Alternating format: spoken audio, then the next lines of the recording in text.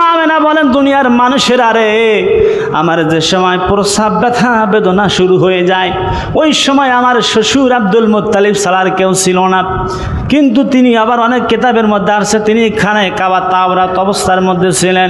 মা আমেনা বলেন আমি এমন সময় দেখতে পেলাম আমার সামনে এক গ্লাস পানি রাখা হয়েছে, আরও দেখতে পেলাম আমার সামনে এক গ্লাস দুধ রাখা হয়েছে, এক গ্লাস শরবত রাখা হয়েছে। মা আমেনা বলেন আমি শরবতটুকু যে সময় পান করে ফেললাম, আমার মধ্যে একটা নূর আচ্ছাদিত করে ফেললো, আমার সমস্ত ব্যথা বেদনা সব কিছু দুর্মিত হয়ে গেল। মা আমেনা বলেন দুনিয়ার মানুষেরে, আমি যে সময় শরবতটুকু পান করলাম, আমি দেখলাম আমার মধ্যে আর কোনো ব্যথা জ্বালা যন্ত্রণা অনুভব আমি কিছু করতে পারছি না। এমন অবস্থায় দেখলাম আমার সামনে চারজন জান্নাতি মহিলা রয়েছেন, আমি তাদেরকে সাহায্যের জন্য হাত বাড়ালাম, তোমরা কারা, তোমরা কারা, তোমরা কারা, আমাকে কি তোমরা সাহায্য করার জন্য এসেছো? তাদের মধ্যে একজন বললেন আগো আমেনা, আমি হলাম মুসলিম জাতির আদি মাতা আনা মা হাওয়া আলাইহিস সালাম। আরেকজন বললেন আমি হলাম ইমরান তনয়া বিবি হযরত ঈসা রুহুল্লাহর মাতা হযরতে মরিয়ম আলাইহিস সালাতু ওয়াস সালাম।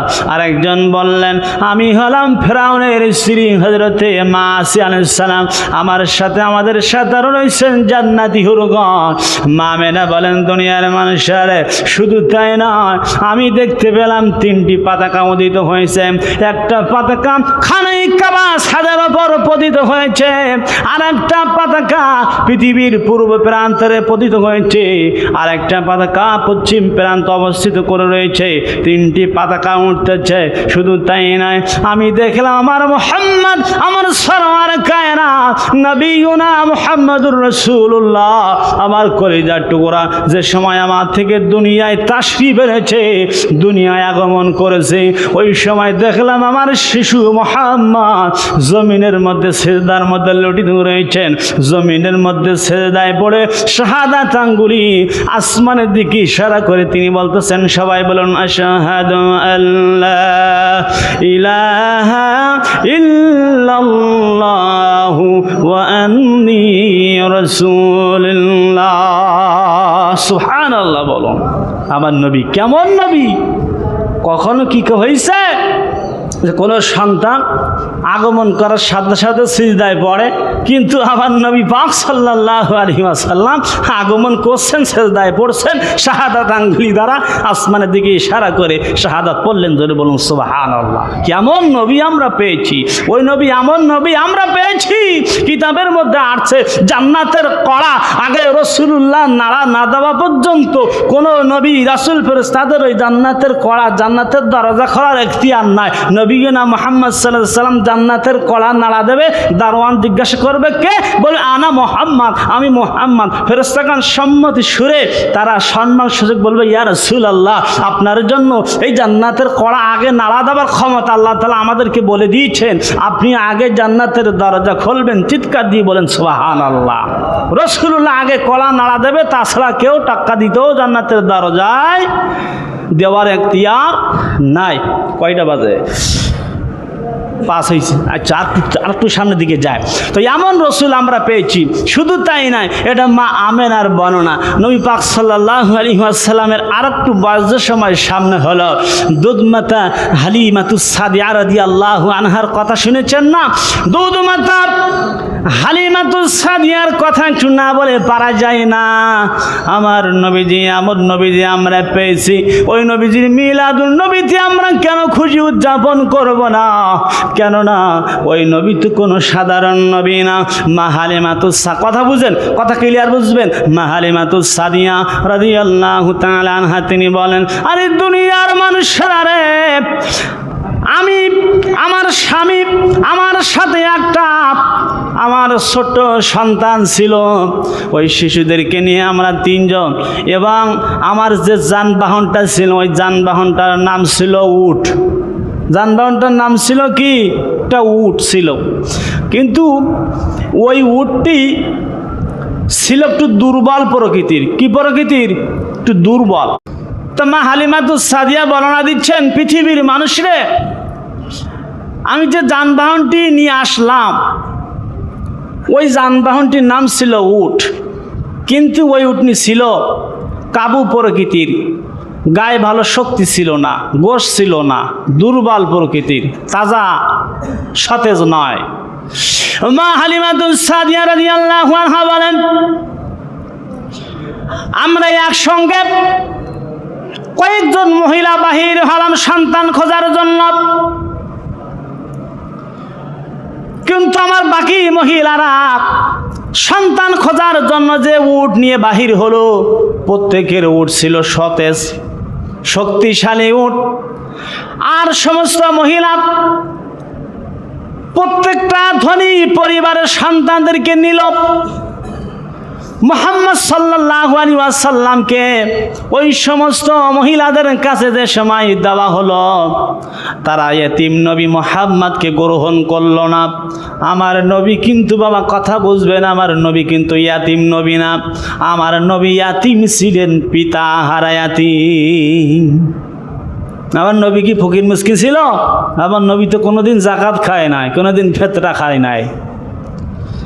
নবী কিন্তু ওদিক থেকে ইয়াতিম নাই, পিতাহারা ইয়াতিম ছিলেন।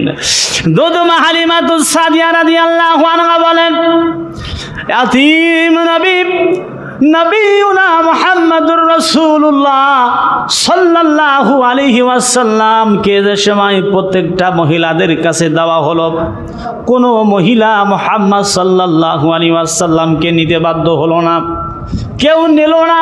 যে মুহাম্মদকে যদি আমরা নেই, আমাদের টাকা কে দিবে? আমাদের তো ভালো টাকা দেওয়ার মতো তাদের কোনো সম্পদ নাই, কে আমাদেরকে টাকা দেবে? কে মুহাম্মদকে গ্রহণ করলো না। আরে মহিলারা রে, মুহাম্মদকে গ্রহণ করলো না। ধনী ধনী পরিবার দেখে দেখে তাদের সন্তানগুলো অন্যান্য মহিলা নিল। মা হালিমাতুস সাদিয়া একসঙ্গে বাহির হলেন, সব মহিলা এসে সন্তান পেয়ে গেল। মা হালিমাতুস সাদিয়া আস্তে আস্তে করে দুর্বল উট নিয়ে এলেন। সব মহিলাদের সন্তানগুলো যে সময় নেওয়া শেষ হলো, সবাই রওনা দিল। মা হালিমার এখন কোনো সন্তান হলো না, দুধ দেওয়ার মতো কোনো সন্তান হলো না। মা হালিমাতুস সাদিয়া রাদিয়াল্লাহু আনহা কোলে যে সময় আল্লাহর নবী রাহমাতুল লিল আলামিন কি নবীকে দেওয়া হলো, মা হালিমা বলেন, প্রাণের স্বামীকে, আমার প্রাণের স্বামী, আপনি যদি আমাকে অনুমতি দেন, আমি মুহাম্মদকে আমার ঘরের মধ্যে আমি নিয়ে যাব, আর আমি তাকে দুধ পান করাইব। কিন্তু কেননা এই মুহাম্মদকে অন্যান্য সমস্ত মহিলাদের কোলের মধ্যে যে সময় দেওয়া হলো, মুহাম্মদকে কেউ গ্রহণ করলো না।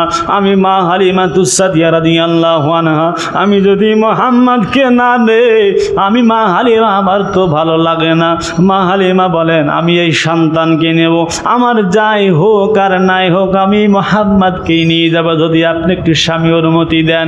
স্বামী অনুমতি দিলেন।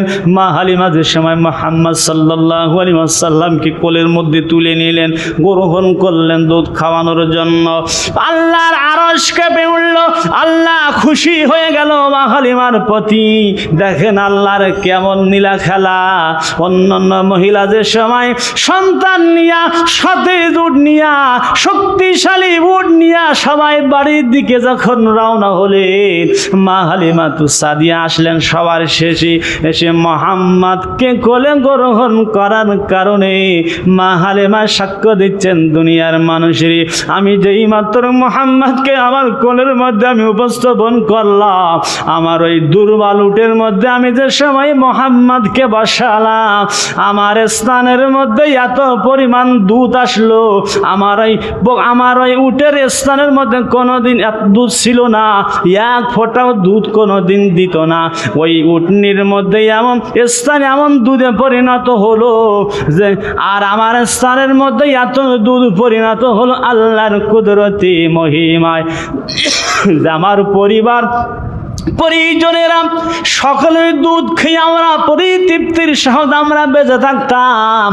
আর ওই মোহাম্মদকে যে সময় উটের মধ্যে যে সময় তুলে নিলেন, যে সময় এই উটটা এত পরিমাণ শক্তিশালী হয়ে গেল, রাহমাতুল আলামিন নবী তার ওপর সওয়ার হওয়ার কারণে দুর্বল উটটিকে আল্লাহ এত শক্তিশালী করে দিলেন। বাহির হলেন সবার শেষে, আসলেন সবার শেষে, আবার রওনা দিলেন সবার শেষে।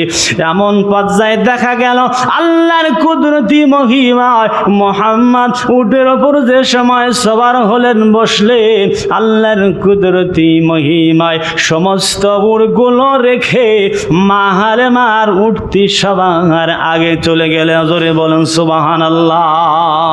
অন্যান্য মহিলারা বললেন, হালিমা তুমি কেমন সন্তান গ্রহণ করেছ? একসাথে বাহির হলাম, তো উটনি তো এত শক্তিশালী ছিল না, উটনি ছিল তো দুর্বল, কিন্তু এই মা সন্তান আপনার উটের মধ্যে যে সময় নিলেন, আপনার স্থান দুধে পরিণত হলো, ওই উটের স্থানগুলো দুধে পরিণত হলো, ব্যাপার কি? মা হালিমা বলেন, তোমরা চিনেছ টাকা, আমি হালিমা টাকা চিনি নাই, আমি চিনেছিলাম নবিয়ুনা মুহাম্মাদুর রাসূলুল্লাহকে। আল্লাহ কুদরতি মহিমায় এই রহমাতুল আলামিন নবীকে গ্রহণ করার কারণে আল্লাহ আমার ওপর, আমার পরিবারের ওপর, আমার সংসারের ওপর আল্লাহ অসংখ্য বরকত এবং খাজ রহমত নাজিল করে দিয়েছেন।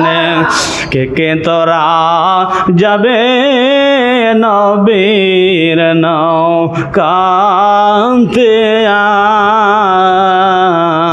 আয়, সবাই বলেন কে কে যাবে নবীর নৌকাতে আয়। আর নবীর নৌকায় উঠলে মোরা, নবীর নৌকায় উঠলে মোরা পাইবে যে জান্নাত। কে কে যাবে নবীর নৌকাতে আয়।